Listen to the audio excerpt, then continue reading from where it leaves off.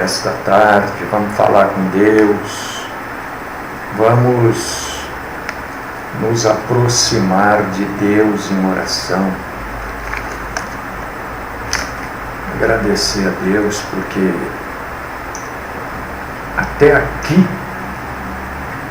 esse negócio eu não consegui arrumar ainda, até aqui o Senhor tem nos ajudado, né? Até aqui o Senhor tem nos dado graça, até aqui o Senhor tem nos fortalecido, e nós queremos agradecer a Deus, glorificar a Deus, bendizer ao Deus Todo-Poderoso, que tudo pode, tudo sabe, tudo conhece, agradecer a Deus que tem nos sustentado, nós que somos tão fracos, tão cheios de defeitos, sempre precisamos da sustentação do nosso Pai, do nosso Deus Todo-Poderoso. E Ele tem feito isso conosco. E nós te agradecemos, ó Pai. Nós te glorificamos, ó Deus querido,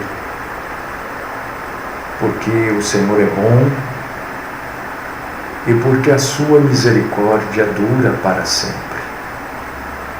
Te agradecemos, Senhor, porque o Senhor nos trouxe até aqui nesta tarde. O Senhor já nos livrou de quantos e quantos males neste dia. Não sabemos, né? Quantas coisas poderiam ter acontecido diferente do que aconteceram. Mas eu creio que o Senhor é soberano sobre tudo e sobre todos. Ninguém pode dar um passo sem que o Senhor assim o permita. Ninguém pode fazer absolutamente nada sem que o Senhor tenha conhecimento e sem que esse conhecimento seja da sua vontade. Principalmente aqueles que querem fazer a sua vontade, principalmente aqueles que abrem mão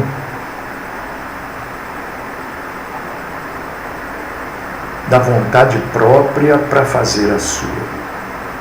Nós te agradecemos, Senhor, e pedimos ao Senhor, que é tão bondoso, ao Senhor que é tão cheio de graça, de misericórdia, de compaixão, que o Senhor nos ajude nesse trabalho que vamos realizar agora, de proclamar a Tua Palavra, que o Senhor nos ajude a falarmos exclusivamente aquilo que está na Bíblia, que o Senhor nos ajude e que sejamos sustentados e guiados pelas Tuas mãos santas e poderosas. Precisamos muito do Senhor, mas muito mesmo do Senhor. Fica conosco, fala conosco, nos instrua, Senhor, nestes caminhos que temos que trilhar. Ajuda-nos, ó Pai querido, fala conosco. Abre o nosso entendimento. Ajuda-nos a entendermos tudo que está aqui escrito. Eu tenho certeza que quanto mais a gente entende, mais nós te conhecemos, mais nós te amamos e mais nós nos aproximamos do Senhor. Por isso eu peço, fala conosco. Ajuda-nos a crescermos na graça e no conhecimento do Senhor. Esta, Senhor, é a minha oração, com ações de graças no nome do Cristo Salvador. Jesus. Amém.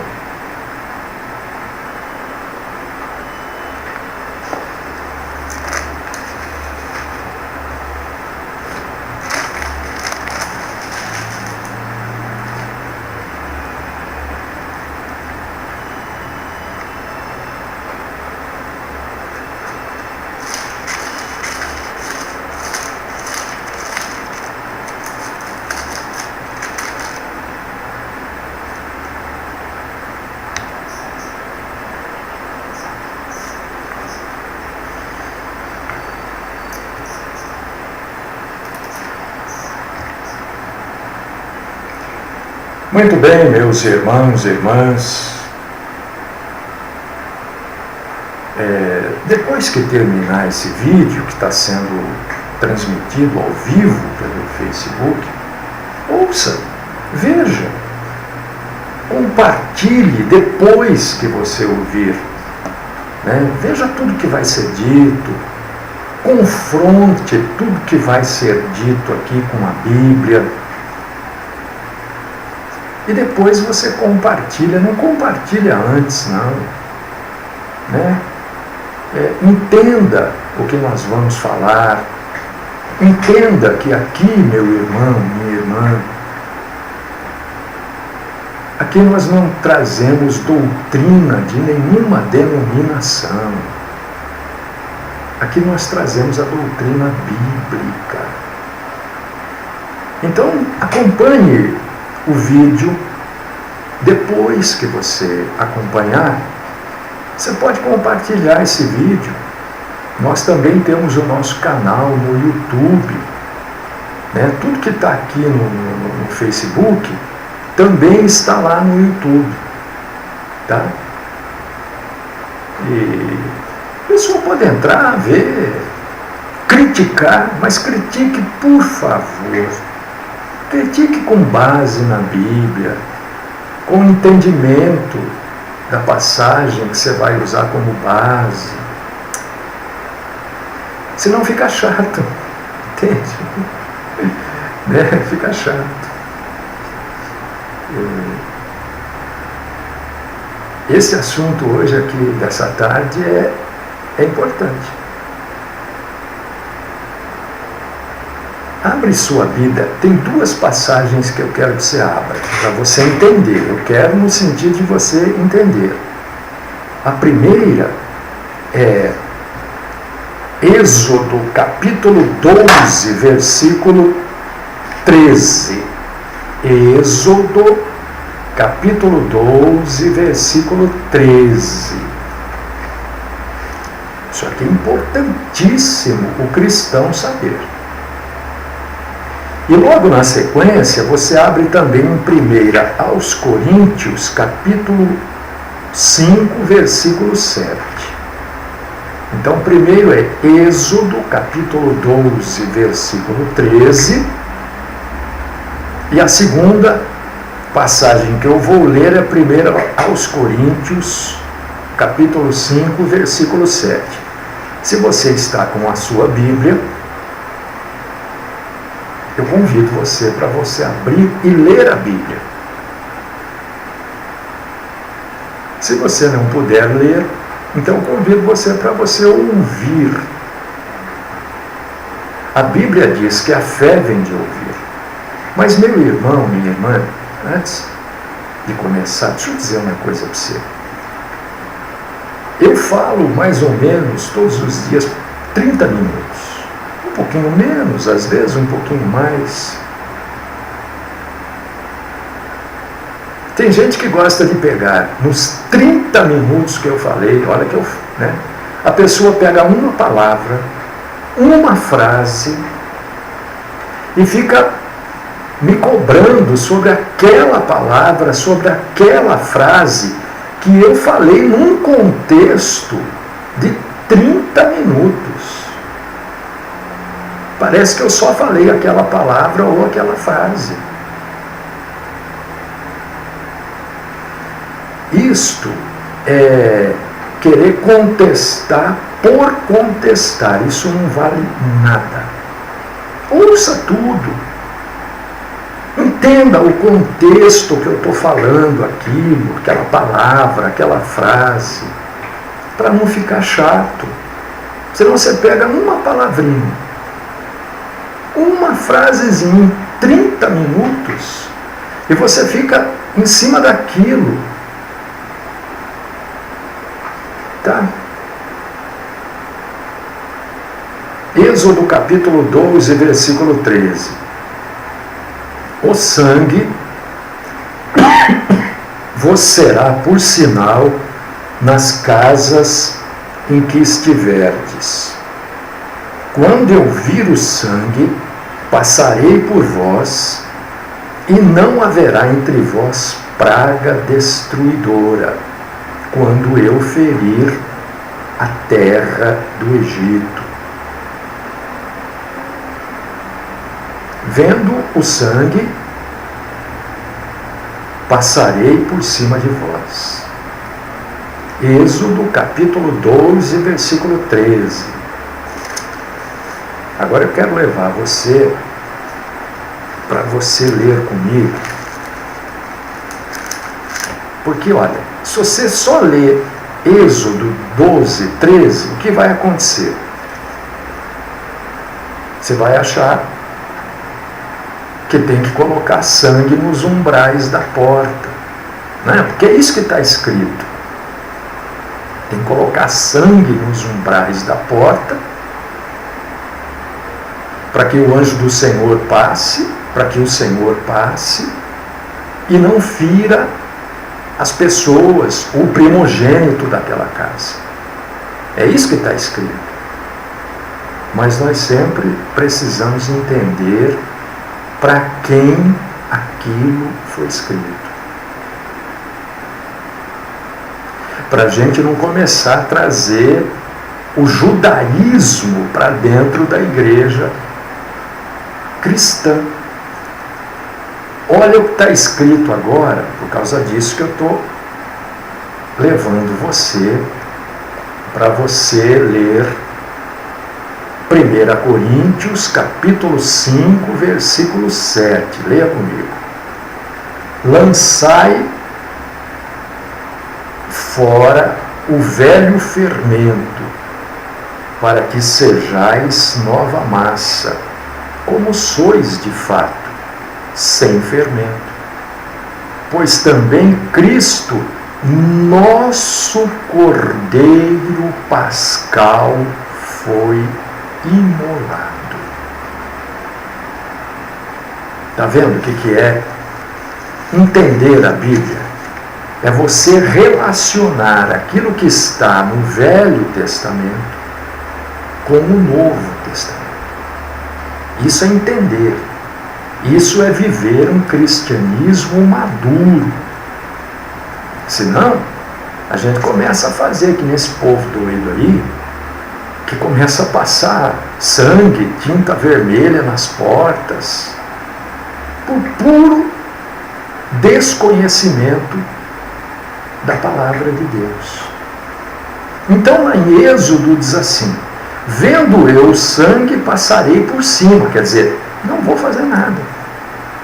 E em 1 Coríntios, aqui está se referindo ao quê? A Páscoa judaica. Êxodo capítulo 12, versículo 13, né? Capítulo 12. Não é a Páscoa judaica? E quando a gente abre em 1 Coríntios capítulo 5, versículo 7, está escrito lá: porque Cristo, nossa Páscoa, foi sacrificado por nós, foi imolado por nós. Então, amados, este entendimento é necessário. E é este entendimento que eu batalho há anos aqui no rádio, em outras emissoras. Não comecei nessa emissora, né? Quando eu comecei eu nem fazia via internet, agora de um bom tempo para cá estou fazendo, enfim. É a nossa luta de levar para você a palavra de Deus, clara, para você entender.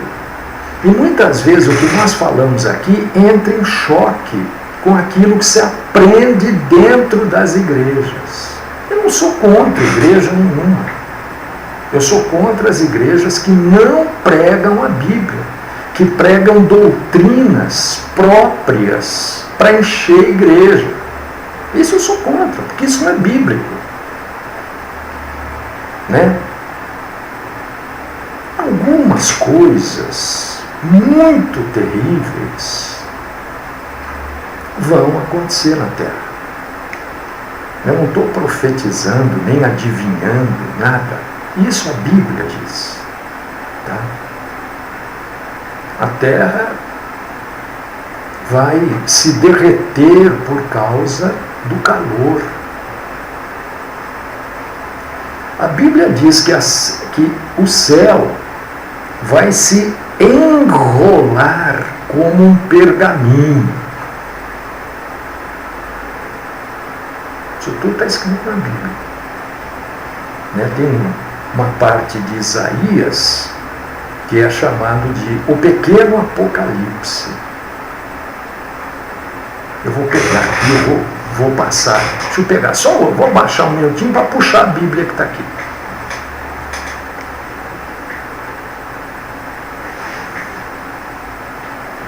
Pronto. É que tem Bíblia aqui para tudo quanto é lado, viu? Dependendo do que eu estou fazendo, uma Bíblia está lá, outra está aqui. Então eu quero passar para você aonde está o pequeno Apocalipse. É chamado assim, né, de o pequeno Apocalipse. Quer ver? Aqui no livro do profeta Isaías. Só um instantinho que eu vou. Aí você vai ler e você vai ver que coisa maravilhosa. Você vai ler isso que eu estou falando, no pequeno Apocalipse. Aqui, ó. São os capítulos 24, 25 e 26 do profeta Isaías. Os estudiosos de Bíblia chamam os capítulos 24, 25 e 26 do profeta Isaías de pequeno Apocalipse, porque traz muita coisa sobre este período que a Terra vai passar. Né? Por exemplo, se você abrir no capítulo 24 de Apocalipse, versículo 19, vai dizer assim: a terra violentamente se moverá. Versículo 20 de Apocalipse, de Isaías 24, diz assim: a terra cambaleará como um bêbado e balanceará como rede de dormir. É exatamente isso que eu estou falando aqui. Bom, vou pôr essa Bíblia para cá, vou ficar com a outra que está aqui. Que essa aqui tem letra maior, tudo mais fácil para eu ler. A Bíblia diz que esta terra vai passar por situações em que as estrelas vão cair, que a terra vai tremer, o sol vai ficar negro, preto, como um saco de silício, que a lua vai se tornar em sangue. Mas a Bíblia também diz, meu irmão, minha irmã, que nada disso vai atingir os salvos. Praga, fome, guerra, tempestade e morte, das maneiras mais terríveis, chegarão para os habitantes da terra. Chegará um tempo, diz o livro do Apocalipse, em que as pessoas vão buscar a morte, e a morte fugirá delas. Apocalipse capítulo 9, versículo 6: naqueles dias os homens buscarão a morte e não a acharão. também terão ardente desejo de morrer, mas a morte fugirá deles. Então, eu quero dizer para vocês que isso tudo vai acontecer. Quando vai acontecer? Eu não sei. Eu sei que vai acontecer depois que a igreja for levada daqui. Porque a Bíblia diz que o povo de Deus vai triunfar sobre tudo isso. E para triunfar sobre tudo isso, o povo de Deus não vai estar aqui na terra.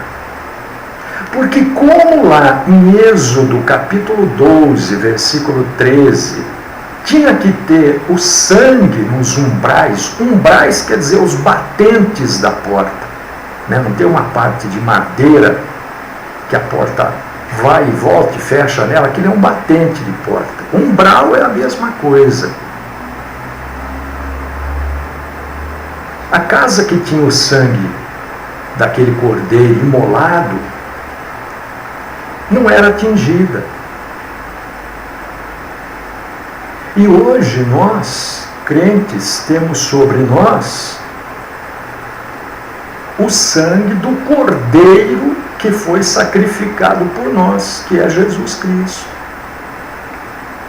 Então nós não seremos atingidos, porque nós estaremos com Ele quando isso tudo acontecer.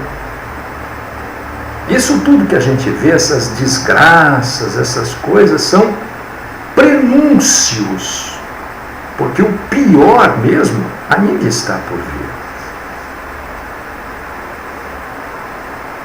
E quem é o povo de Deus que vai ser poupado de tudo isso?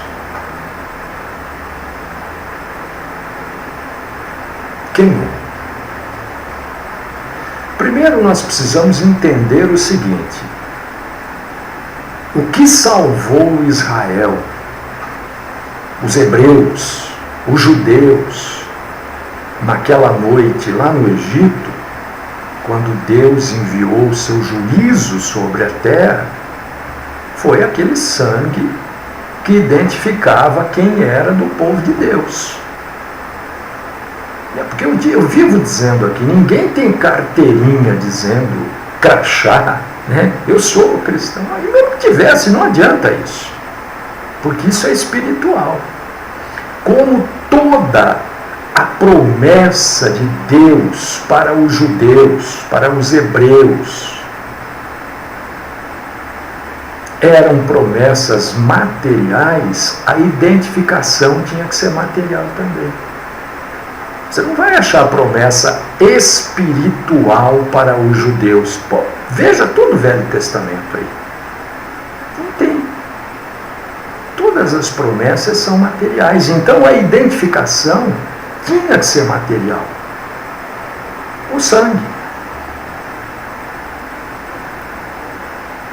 Então, vendo o sangue, passarei por cima de vós.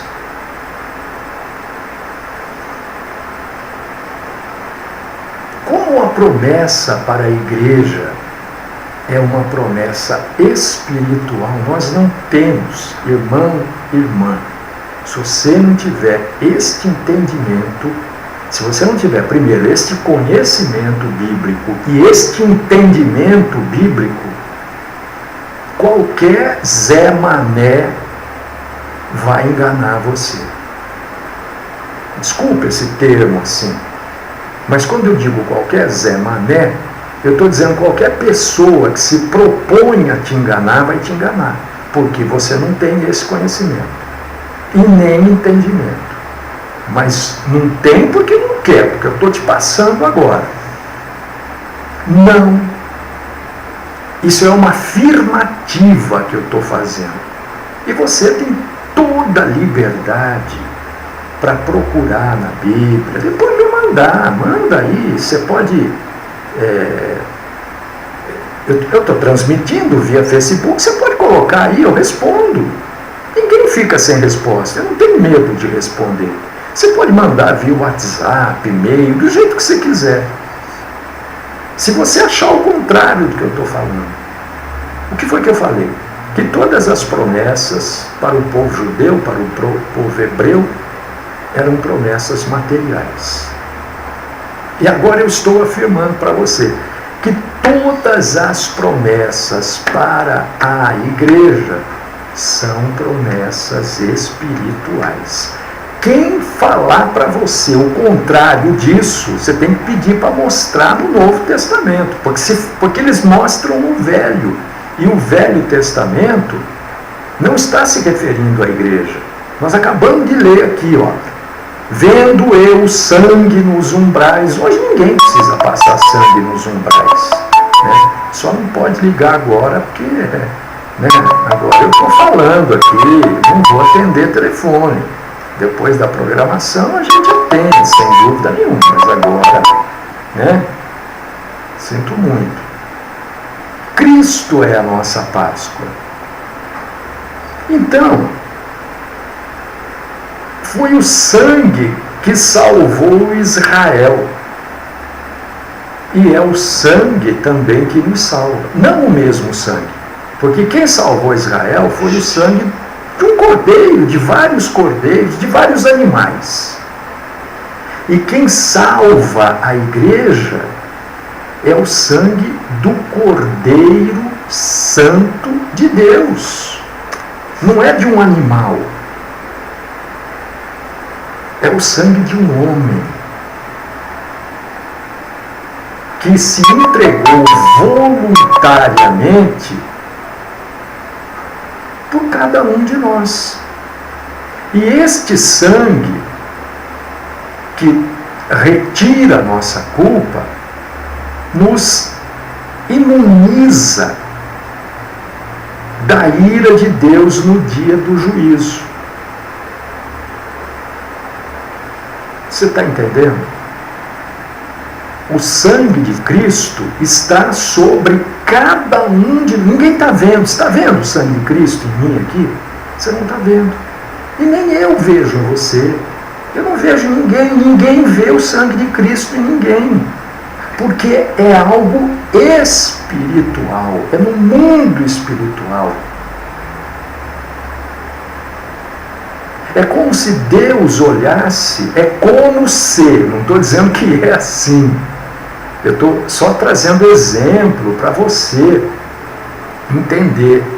É como se Deus olhasse para o cristão através de um óculos, né? Deus, é como se fosse, não estou dizendo que é, só exemplo. É como se Deus colocasse um óculos assim, ó, e quando ele olhasse para o cristão, ele via o sangue de Cristo na frente daquela pessoa. Do jeito que foi lá em Êxodo capítulo 12, versículo 13. Por que o povo não foi dizimado? Porque o Senhor via o sangue do cordeiro. Opa, isso aqui é meu. E hoje Deus nos vê através do sangue de Cristo. Opa, esse daqui está lavado e remido no sangue do meu Filho, o Cordeiro Santo, o meu Cordeiro Santo. Esse é o povo de Deus. Não é o povo da igreja, é o povo que é lavado no sangue de Cristo, que forma a igreja. Mas não é a igreja, é o povo que forma a igreja. Você está entendendo? Deus não falou assim, olha, quando eu olhar para aquela pessoa e ver que aquela pessoa tem um bom caráter, que aquela pessoa tem boas obras, olha, se eu olhar e aquela pessoa for batizada, se eu olhar e aquela pessoa tiver com o seu nome escrito lá como membro de uma igreja, foi isso que Deus falou, foi? Não. Cristo, nossa Páscoa, que foi sacrificado por nós, 1 Coríntios 5,7. Deus não falou, olha, quando eu olhar e ver a sua tristeza, quando eu olhar e ver as suas orações, as suas rezas, falou isso. Quando eu olhar e ver a sua pobreza, não. Deus tem que ver o quê? O sangue de Cristo. Porque esse sangue de Cristo que nos torna justo. O sangue de Cristo, o justo que morreu pelos injustos, o pecador que foi salvo por um não pecador, um obediente que morreu por todos os desobedientes. Cristo é a nossa Páscoa. Cristo que é. Eu não tenho nada a ver com a Páscoa dos judeus lá. Aquilo é uma lei, é uma determinação para eles. O sábado é para eles. Quem é o nosso sábado? É Jesus, o nosso descanso. O sábado, o 7º dia da semana, foi dito para eles, o povo escolhido por Deus. E como que a gente sabe se a gente é salvo ou não? Vai dizer que na sua cabecinha aí nunca passou alguma coisa dizendo assim: mas será que eu sou salvo mesmo? Será que eu sou salvo? Será que eu... Vai que eu nem salvo sou, não? Você nunca pensou isso? Não é possível. Não é possível, gente. Mas a Bíblia esclarece isso para nós, ó. Como é que a gente pode saber se a gente é salvo? João capítulo 20, versículo 13. Estes, quem? Os salvos. Porém, foram escritos para que creiais que Jesus é o Cristo, Filho de Deus, e para que, crendo, tenhais vida em seu nome. 1 João capítulo 5, versículo 13. Estas coisas vos escrevi para que saibais que tendes a vida eterna e para que creiais no nome do Filho de Deus. Para a gente ser salvo, não tem que ser bonito, feio, gordo, baixo, alto, magro, conhecer a Bíblia de cabo a rabo, decore salteado. Não, para a gente ser salvo, a gente tem que crer que a nossa salvação só se obtém através de Cristo, que Ele morreu na cruz por nós, que o sangue que Ele derramou é que nos salva e que a nossa vida tem que estar na mão dEle. Porque não é só saber isso também, é isso estar em você, colado em você.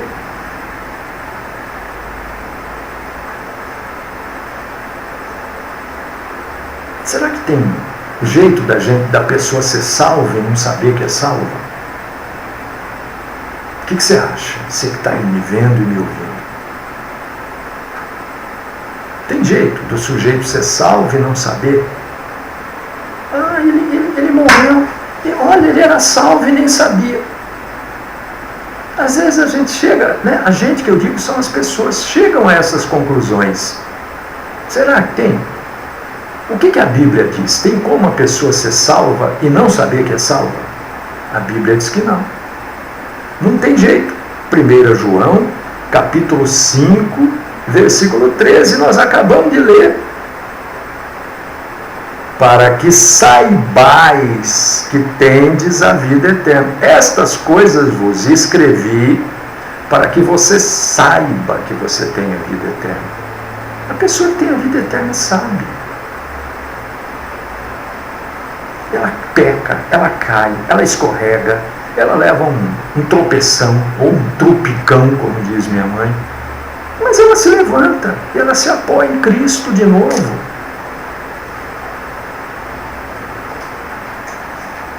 Então como é que eu sei que eu sou salvo? Como é que você sabe que você é salvo?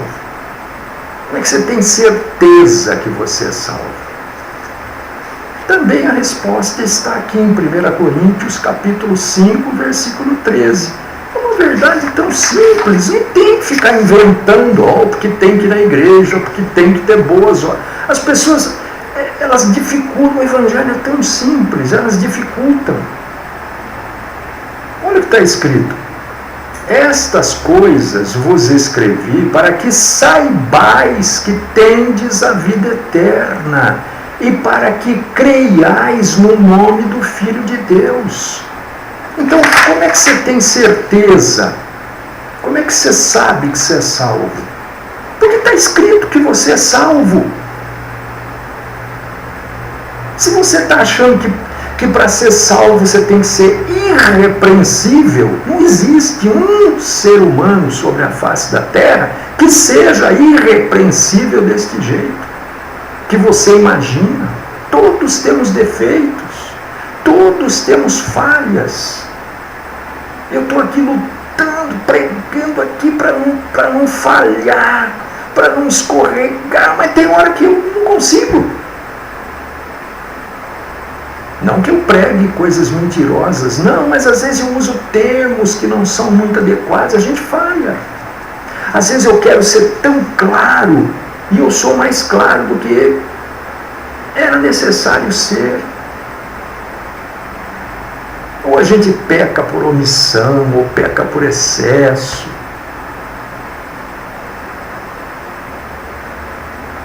Você crê em Jesus como seu Salvador, como seu Senhor único? Porque o sujeito não adianta dizer, não, eu creio em Jesus sim. Ele crê em Jesus, ele crê no pastor, ele crê na denominação, ele crê na música, ele crê na oração. Não, eu só creio em Jesus. Não creio em música. Pode pôr música bonitinha aí, que as pessoas ouvem e choram, para mim não quer dizer nada isso. Eu só creio em Jesus porque é Jesus que me salva. Eu não creio no pastor. Se ele está pregando a Bíblia, eu creio na Bíblia. Acabou. Não quero que você creia em mim, eu quero que você creia na Bíblia que eu estou pregando. E por isso que eu te convido a abrir a Bíblia junto comigo. Não é para você crer em mim. Eu não quero que você creia nessa denominação, naquela denominação, porque denominação não vai te levar para lugar nenhum.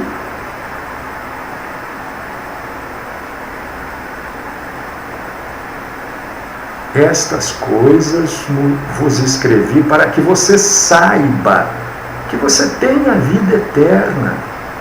Se Cristo é o seu Senhor, o seu Salvador, pronto, você tem a vida eterna. Você vai falhar? Claro que vai. Mas creia no nome do Filho de Deus. Porque aquele pessoal lá, os judeus lá que estavam para sair do Egito, você pensa que era fácil para eles? Olha, vai vir um negócio terrível aqui, hein? Mas a casa que tiver uma marca de sangue aí no batente, está livre. Você pensa que era fácil acreditar nisso também? Pensa que era... Hoje a gente lê isso, né? Ah, mas não é fácil não acreditar nessas coisas. Você pensa que é... Muita gente fez aquilo e faz. Será que é isso mesmo? Será que não vai pegar a gente, essas pragas aí?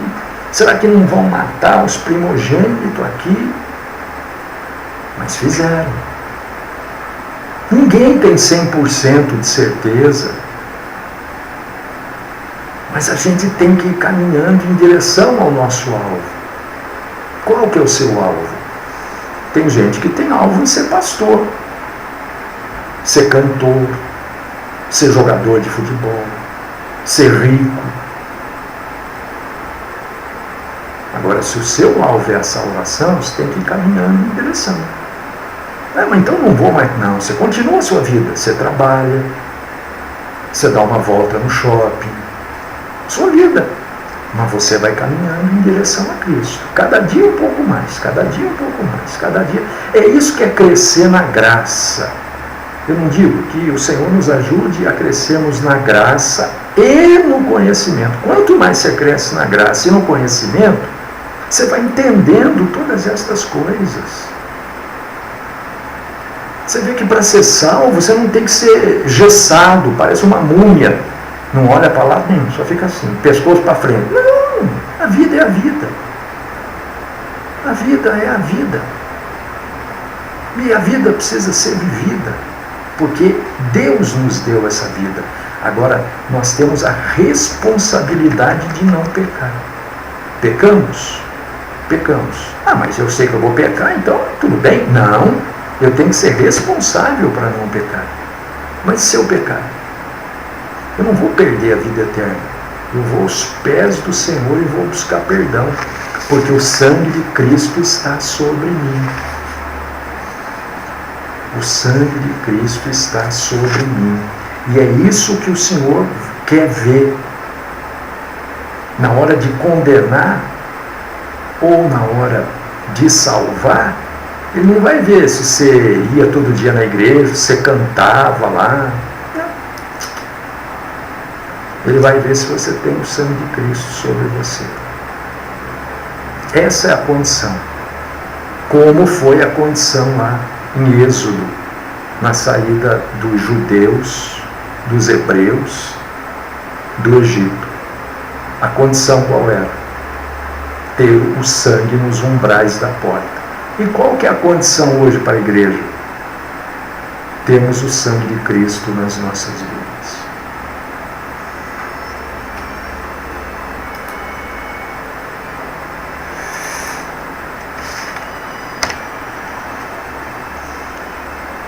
Querido e poderoso Deus, nós te agradecemos, Senhor, e te engrandecemos também.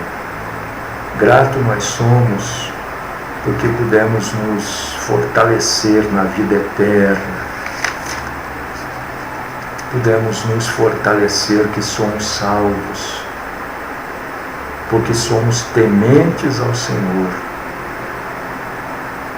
E porque aceitamos o sacrifício do nosso Senhor Jesus Cristo como único e suficientemente válido para a nossa salvação. Graças nós te damos, ó Pai. Te exaltamos e te glorificamos com ações de graças, no nome do teu amado Filho, o Cordeiro Santo do Senhor, aquele que salva, Jesus o Cristo.